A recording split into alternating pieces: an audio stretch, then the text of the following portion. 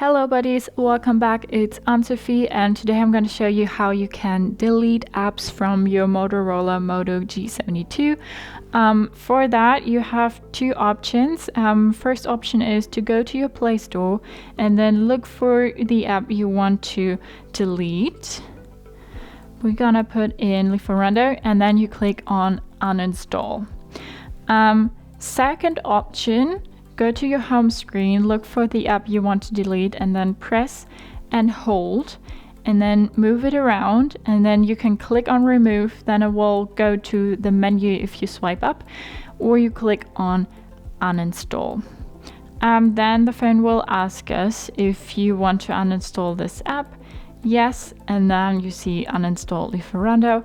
So now Lieferando is not on this phone anymore, and if you ever want to use it again, you go back to your Play Store, look for the app and then install it again.